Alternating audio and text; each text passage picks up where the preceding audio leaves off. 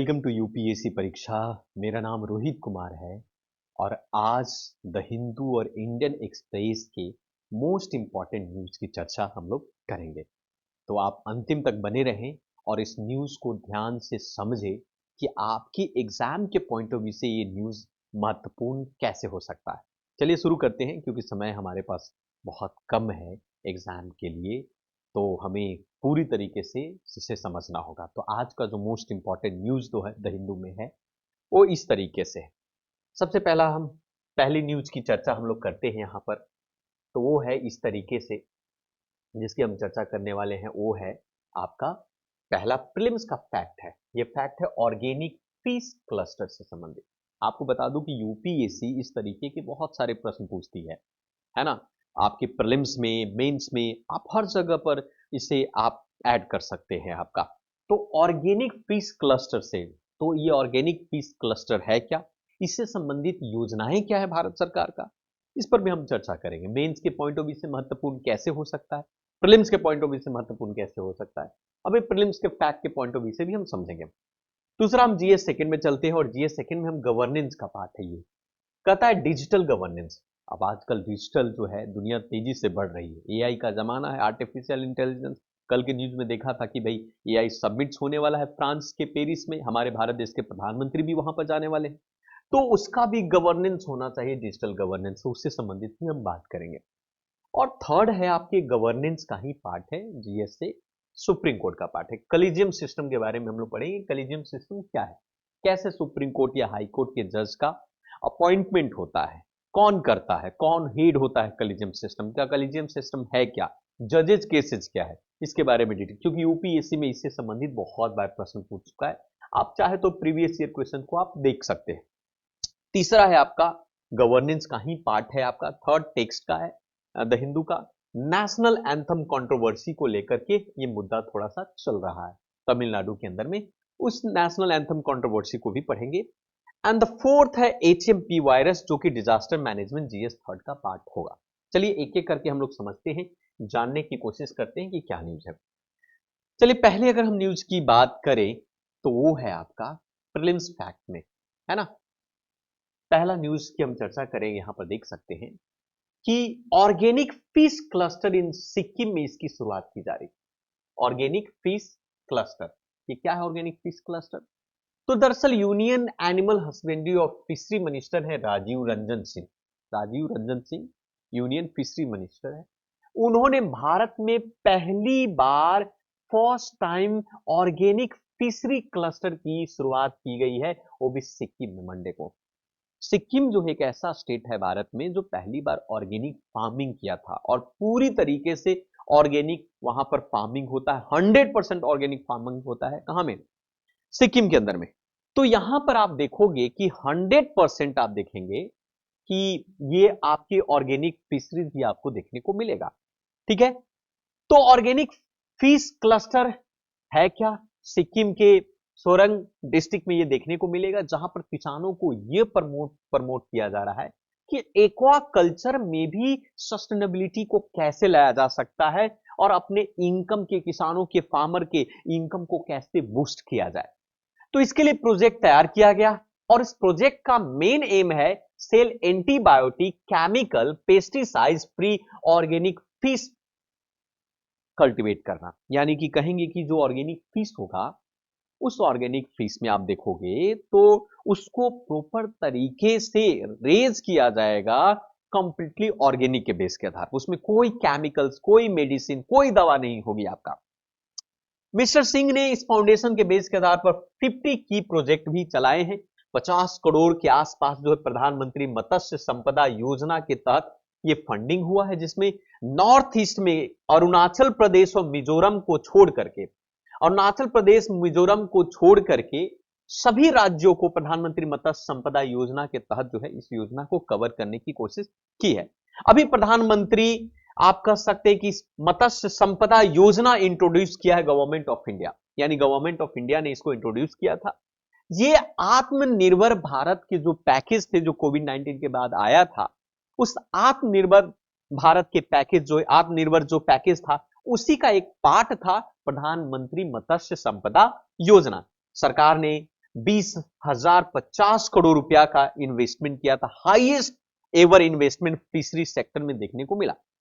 अब फिशरमैन जो हैं उनको इंश्योर किया गया, भाई फाइनेंशियल असिस्टेंस दिए गए, किसान क्रेडिट कार्ड का भी हिस्सा बनाया गया और इस तरीके से इसको रैपिड इकोनॉमी ग्रोथ में मदद मिली। तो ये आपका इससे संबंधित न्यूज देख सकते हैं, समझने की कोशिश कर सकते हैं। प्रधानमंत्री मत्स्य संपदा योजना जो 55 लाख डिस्ट्रिक्ट में कर सकते हो, 50 लाख डायरेक्ट और इनडायरेक्ट इंप्लॉयमेंट जनरेट करता है इन्हीं से 5 सालों के लिए। तो ये पहला न्यूज हुआ। अब दूसरा न्यूज है कि डिजिटल वे से हम कैसे गवर्नेंस को आगे करते हैं। अब इससे संबंधित भी हमें समझना होगा, थोड़ा इसको भी हम समझते हैं। सेकंड न्यूज है आपका डिजिटल की बात करते हैं। अब यहां पर कहता है at it core governance is complex web decision making process that involve to stake holders from government body और नॉन गवर्नमेंट ऑर्गेनाइजेशन में। आजकल डिजिटल की दुनिया बहुत तेजी से, अब आपको समझना होगा सर कि डिजिटल गवर्नेंस होता क्या है, डिजिटल कैसे गवर्न करता है, इसको हम लोग समझते हैं। तो डिजिटल गवर्नेंस का मतलब यहां पर है कि एक ऐसा पैराडिग्म शिफ्ट जहां पर how government employees and associated services provide intermediate such as a contract should be आपका से इंगेज ऑफ देयर वर्क। यानी कि कह सकते आजकल चीजों को कैसे डिजिटली कनेक्ट किया जाए, टेक्नोलॉजी को दिन पर दिन गवर्नेंस की फैसिलिटी में हमें एडॉप्ट करना होगा, कम्युनिकेशन, इन्फॉर्म डिसीजन मेकिंग, ये सब कुछ स्ट्रीमलाइन करना होगा डिजिटली प्लेटफॉर्म के बेसिस के आधार। भारत सरकार ने इसके लिए बहुत सारे कदम उठाए। डिजिटल गवर्नेंस से लेकर हम बात करें, एक कदम था भारत सरकार का आई गॉट कर्मयोगी। अब आई गॉट कर्मयोगी प्लेटफॉर्म है जो सेंट्रल सरकार का ये प्लेटफॉर्म है। 2020 में इसको लॉन्च किया गया था और इसके माध्यम से जितने भी जो कर्मयोगी लोग हैं, एडमिनिस्ट्रेटिव लोग हैं, उन सबको डिजिटल टेक्नोलॉजी के बारे में, पब्लिक एडमिनिस्ट्रेशन, डेटा एनालिटिक्स, आपके स्किल्स इनहांस करने की ट्रेनिंग दी जाती थी आई गोट कर्मयोगी के थ्रू। यानी कि आपको डिजिटली काम कैसे करना है, आप अपने आप को बेहतर इनहांस कैसे कर सकते हो, ये सब इसके माध्यम में। सरकार ने एक चीज और लेकर के आया था, ई ऑफिस इनिशिएटिव, जिसमें डिजिटली जो है गवर्नमेंट के वर्किंग फ्लो को काम किया ताकि drastically reducing the Reliance of the paper work से हट करके डिजिटल वर्क की बात की। उसी प्रकार से ऑटोमेटिव मैनेजमेंट सरकार ने, आपको बताऊं कि गवर्नमेंट ई मार्केट प्लेस भी लेकर के आया, सब कुछ जो है डिजिटली लेकर के आया। तो सरकार का ये ऑब्जेक्टिव यही है कि अधिक से अधिक डिजिटल गवर्नेंस हो। चलिए सबसे कुछ मोस्ट इंपॉर्टेंट, इसका फायदा क्या होगा? इसका फायदा ये होगा कि better services delivery to citizen. Citizen यानी नागरिकों को सब बहुत जल्दी सही समय पर उनको आपको मिलेगा। आपका ट्रांसपेरेंसी होगी, अकाउंटेबिलिटी होगी, प्रॉपर तरीके से सब कुछ दिखेगा डिजिटली होगा। तो साथ में लोगों को इंफॉर्मेशन के थ्रू इसको इंपावर्ड किया जाएगा, उसकी गवर्नमेंट की इफिशियंसी बहुत तेजी से बेहतर होगा, सेंटर और स्टेट और इंटर स्टेट के रिलेशंस भी बेहतर होंगे और कहीं ना कहीं बिजनेस इंडस्ट्री में भी काफी इंप्रूवमेंट होगा। अब आपको बता दूं कि ई गवर्नेंस का मेन पिलर क्या है जिसके थ्रू ये हो सकता है, तो पीपल के थ्रू, प्रोसेस के थ्रू और टेक्नोलॉजी के थ्रू आप कर सकते हैं। ठीक है, तो ये बातें हो गई रिसोर्सेज। अब तीसरा जो न्यूज है आपका, वो न्यूज है कॉलेजियम सिस्टम से संबंधित। अब कॉलेजियम सिस्टम की बात यहां पर करता है कि दरअसल ये है क्या, इंटरेस्टिंग है, बहुत सारा न्यूज है।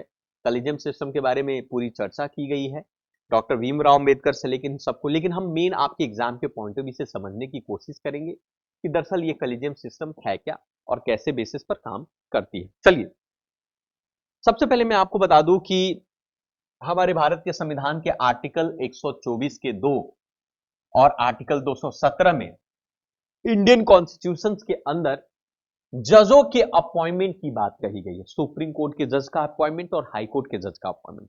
सुप्रीम कोर्ट का हाई के जज का अपॉइंटमेंट आर्टिकल 124 के 2 और हाई कोर्ट का 217 के 2। और ये जो अपॉइंटमेंट होता है कॉलेजियम सिस्टम के द्वारा, यानी कॉलेजियम का मतलब एक ऐसा सिस्टम, एक ऐसी मतलब कह सकते हैं कि अपॉइंटमेंट और ट्रांसफर ऑफ जज ये सारे कॉलेजियम के थ्रू होगा, ये एक्ट ऑफ पार्लियामेंट के थ्रू नहीं होता है। यानी जजों की एक कमिटी होती है, जजों का एक ग्रुप होता है, वो डिसाइड करते हैं कि कौन किसको अपॉइंट करना है, कहां पर भेजना है। सबसे पहले आपको समझना होगा इस कॉलेजियम सिस्टम को। कॉलेजियम सिस्टम का हेड कौन होता है? सुप्रीम कोर्ट के कॉलेजियम सिस्टम का जो हेड होता है चीफ जस्टिस ऑफ इंडिया होता है, चीफ जस्टिस ऑफ इंडिया। और इसके अलावा 4 अदर सीनियर मोस्ट जज होते हैं कोर्ट के, 4 सीनियर मोस्ट जज होते हैं और सुप्रीम कोर्ट का चीफ जस्टिस ऑफ इंडिया। ये सब मिलाकर कॉलेजियम सिस्टम बना। हाई कोर्ट कॉलेजियम सिस्टम को लीड करता है इंक्रीमेंट चीफ जस्टिस ही करता है, और 2 अदर सीनियर मोस्ट जज होते हैं उस कोर्ट का। अब ये जो है जज है, किसी भी हायर जुडिशरी के जज का अपॉइंटमेंट होता है ओनली थ्रू कॉलेजियम सिस्टम के थ्रू होता है। यानी कॉलेजियम सिस्टम के लोग जो है नाम नॉमिनेट करते हैं और प्रेसिडेंट ऑफ इंडिया को कह सकते हैं, उनको प्रेसिडेंट ऑफ इंडिया को भेजते हैं कि ये जज के। अब इसकी शुरुआत कहां से हुई, इस पर सवाल कहां से खड़ा हुआ है। दरअसल इसकी शुरुआत यहां से होती है कि पहली बार 1981 में फर्स्ट जज केसेज आया था, और इसमें डिक्लेयर किया गया कि प्राइमेसी की बात कही गई कि चीफ जस्टिस ऑफ इंडिया जो है ये प्राइमेसी, यानी कि वो जुडिशियल अपॉइंटमेंट और ट्रांसफर से संबंधित जो है चीजों को क्या करेगा, रिकमेंड करेगा आपका, है ना, and can be refuse to, आप कह सकते हैं कॉजेंट रीजन के बेसिस के आधार पर ये कर सकता है। अब ये बात हुआ कि रूलिंग गेव उस समय के जो एग्जीक्यूटिव प्रीमेसी के लोग जो है जुडिशियल अपॉइंटमेंट को 12 साल तक के लिए वो आगे एक्सटेंड करते हैं। अब यहां पर आप देखोगे कि जो सेकंड केसेस में आपको आएगा कि सुप्रीम कोर्ट ने एक इंट्रोड्यूस किया, उसके बाद कॉलेजियम सिस्टम का इंट्रोड्यूस हुआ, और कंसुलेशन का सारा पावर जो है, कंकरेंस, कंकुलेशन, ये सब अपने अंडर में रख लिया। यानी कि उसने कहा कि इट एडेड दैट कि it was not the CGI individual opinion but institutional opinion होगा, कंसुलेशन होगा सीनियर मोस्ट जज के साथ। यानी कि अगर किसी भी सुप्रीम कोर्ट या हाई कोर्ट के जज का अपॉइंटमेंट की अगर बात होगी तो चीफ जस्टिस ऑफ इंडिया के पास सिर्फ पावर नहीं होगा, चीफ जस्टिस ऑफ इंडिया और 2 और भी जो सीनियर मोस्ट जज होंगे वो लोग डिसाइड करेंगे मिल करके कि भाई किनको बनना चाहिए, किनको नहीं बनना चाहिए। कंसुलेशन के साथ ये फॉर्म हुआ और ये ग्रुप सिस्टम बन गया। अब 1998 में एक तीसरा जज केसेज आता है कि सुप्रीम कोर्ट ऑन प्रेसिडेंट्स के रेफरेंस यानी आर्टिकल 143 यानी कि 143 एक्सपैंड द कॉलेजियम सिस्टम को, और कहा कि 5 मेंबर की बॉडी बनेगी जिसमें चीफ जस्टिस ऑफ इंडिया हो गया और 4 सीनियर मोस्ट जज होंगे। यानी कि 1998 में ये 4 सीनियर मोस्ट जज और सुप्रीम कोर्ट के चीफ जस्टिस, ये 5 लोग मिल करके आपको प्रेसिडेंट को क्या करेंगे, एडवाइस करेंगे कि किसको चुनना है और किसको नहीं चुनना, और इस बेस के आधार पर कॉलेजियम सिस्टम आ जाता है। लेकिन इससे संबंधित बहुत सारे मुद्दे हुए। पहला एक्सक्लूजन ऑफ एग्जीक्यूटिव की बात करें, कॉलेजियम सिस्टम में एग्जीक्यूटिव को एंट्री नहीं दी गई, यानी जुडिशियल्स लोग डिसाइड कर रहे हैं, जज लोग डिसाइड कर रहे हैं, ना तो इसमें प्राइम मिनिस्टर है ना तो इसमें आपके कोई मेंबर है, यानी कि कंप्लीट एक्सक्लूजन किया गया एग्जीक्यूटिव को। हम 3 पढ़ते हैं, लेजिस्लेटिव, एक्जीक्यूटिव और जुडिशियरी। यहां पर अपॉइंटमेंट में एग्जीक्यूटिव को क्या किया गया, जुडिशियल अपॉइंटमेंट के प्रोसेस में पूरी तरीके से हटा दिया गया, एक्सक्लूजन कर दिया गया। And not accountable to any administrative body, और ना ही किसी प्रकार के, तो कहीं ना कहीं ये गलत आपको चॉइसेस देखने को मिलता है। कहीं ना कहीं नेपोटिज्म और फेवरिज्म के कॉन्सेप्ट देखने को मिलते कि जज का बेटा जज ही बन जाता है, क्योंकि उसमें नेपोटिज्म और फेवरिज्म आपको देखा। तो collegium system does not provide any specific criteria testing candidate कि कैंडिडेट सही भी है या नहीं सही है, इसको लेकर के ये बात हो रही। और इसी के प्रिंसिपल को लेकर के कि अगेंस्ट द प्रिंसिपल चेक और बैलेंस, तो इन सिस्टम कॉलेजियम सिस्टम को भी चेक एंड बैलेंस के बेस के आधार पर बताना चाहिए। सो जुडिशियल सिस्टम को भी ट्रांसपेरेंट करना होता है। यानी कहा गया कि जो कॉलेजियम सिस्टम है ये क्लोज डोर मैकेनिज्म है, कमरे के अंदर क्या हो रहा है, किसको चुना जा रहा है, कितने पैसे लिए गए या नहीं लिए गए, ये सारे क्रिटिक्स इस बात पर बात करते हैं। और यहां पर अनइक्वल रिप्रेजेंटेशन की भी बात यहां पर कही गई, और इस बेस के आधार पर इस पर सवाल उठाने की बात किया। तो ये कॉलेजियम सिस्टम से रिलेटेड मुद्दा है। नेक्स्ट हम बात करते हैं, डिकोडिंग की बात करते हैं। यहां पर देखो कहानी है नेशनल एंथम का, इश्यूज क्या है इसके बारे में। नेशनल एंथम मैं आपको बताऊं कि 6 जनवरी को तमिलनाडु के गवर्नर RN रवि ने लेजिस्लेटिव असेंबली जब छोड़ रहे थे, यानी कि वहां से जा रहे थे, तो बिना जो एड्रेस, जब आपकी कस्टमरी एड्रेस होता है ओपनिंग फर्स्ट सेशन के बाद, जो ईयर की जब शुरुआत होती है वहां पर, तो नेशनल एंथम गाया जाता है। And national anthem was not played before to its schedules address, address के बाद जो है उससे पहले वो नेशनल एंथम प्ले नहीं किया गया, जो कि वो गलत है ना। अब कन्वेंशंस के अकॉर्डिंग की अगर बात करें कि परंपराओं से बात चली गई है कि स्टेट एंथम यानी कि तमिल थाई वाजथू को प्ले किया जाता है beginning of governor address, governor address के बाद इसको प्ले किया जाता है। और national anthem is played at the end of the address, यानी कि गवर्नर एड्रेस करते हैं और उसके एंड में नेशनल एंथम प्ले किया जाता है। तो स्टेट में प्रैक्टिस के अकॉर्डिंग देखा जाए तो गवर्नर के एड्रेस के बाद जो है ये होना चाहिए था। National anthem at the end of Tamil Nadu assembly में इंट्रोड्यूस किया गया था पहली बार जुलाई 1991 में, जो कि नहीं हुआ। पहली बार ये लेकर के आई थी, ये AIADMK की गवर्नमेंट लेकर आई थी जब जयललिता पावर में आई थी। फिर at that time Bhishma Narayan Singh governor बने, तो उसके बाद ये लगातार ये परंपरा चल दी, लेकिन ये प्रोसेस आपको नहीं हो पाया। तो इसको लेकर के काफी क्रिटिसिज्म हुआ कि प्रत्येक हाउसेज में अपना एक ओन कन्वेंशन होता है। नागालैंड में फॉर इंस्टेंस नागालैंड की बात करें तो वहां पर national anthem was not play, पहले नहीं प्ले होता था, सेवरल डिके बहुत सालों तक नहीं प्ले होता था। बाद में पहली बार जो है फरवरी 2021 में जब RN रवि जो गवर्नर बने, तो वहां पर नॉर्थ ईस्ट स्टेट में भी नेशनल एंथम प्ले करने लगा। फिर 2018 में इट वाज ओनली दैट कि नेशनल एंथम प्ले किया गया पहली बार त्रिपुरा के असेंबली में। और इस तरीके से प्रैक्टिसेस जो है आपको देखने को मिलते हैं नेशनल एंथम से रिलेटेड। उसी प्रकार से यह भी कहा जाता है कि जब प्रेसिडेंट अपने, अगर हम what the practice when the president address करते, ये तो गवर्नर के एड्रेस में आपको देखने को मिला। अब इसके एड्रेस की बात करते हैं कि जब प्रेसिडेंट जो है अपने सीट पर बैठते हैं आपको, तो वहां पर बैंड इंस्टॉल होता है लॉबी में, सेंट्रल हॉल के अंदर में, वहां पर प्रेसिडेंट होता है और प्रेसिडेंट के बाद जो है आपको नेशनल एंथम प्ले किया जाता है। फिर प्रेसिडेंट जो है प्रिंटेड एड्रेस को पढ़ते हैं, बताते हैं, पूरी तरीके से समझा रहे होते हैं और हिंदी और इंग्लिश दोनों में। उसके बाद रीडिंग के बाद एड्रेस जैसे ही समाप्त होता है तो राज्यसभा के चेयरमैन के द्वारा जो है इफ नेसेसरी अनदर उसको भी देखा जाता है। और बाकी के एड्रेस के कंक्लूजन के बाद प्रेसिडेंट अपने सीट पर बैठेंगे तब, और मेंबर्स और विजिटर्स गैलरी में जाएंगे, यानी कि पहले प्रेसिडेंट बैठेंगे उसके बाद लोग बैठेंगे, है ना, गैलरी में, वे नेशनल एंथम प्ले अगेन। और फिर उसके बाद जब नेशनल एंथम फिर से प्ले होता है, प्रेसिडेंट देयर आफ्टर लीव, जब सेंट्रल हॉल प्रोसेशन के बाद जो सेंट्रल हॉल जब प्रेसिडेंट छोड़ेंगे तो ये पर प्रोसेस चलता है। अब यहां पर कहा जा रहा है कि जो सेक्शन 51 है कॉन्स्टिट्यूशन संविधान का, उस संविधान के अकॉर्डिंग फंडामेंटल ड्यूटी ये कहता है कि it shall be duty of, प्रत्येक सिटीजन को ड्यूटी है इंडिया के अंदर में कॉन्स्टिट्यूशन के द्वारा कि वो अपने नेशनल फ्लैग और नेशनल एंथम को क्या करे, रिस्पेक्ट करे। 51 के ये बात को कहता है, लेकिन वो गड़बड़ी वहां पर देखने को मिला। अब ये कहता है कि भैया ये जो कुछ हुआ क्या ये गलत नहीं था, इससे पहले भी हो चुका। Can punishment impose if isn't play the official function, अगर किसी ऑफिशियल फंक्शन में आप नेशनल एंथम को प्ले नहीं करते हो तो इसके लिए पनिशमेंट है क्या?